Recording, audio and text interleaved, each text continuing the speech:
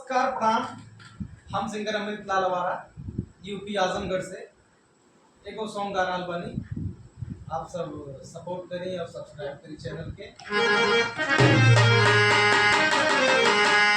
जाने मारे गोरी तोहर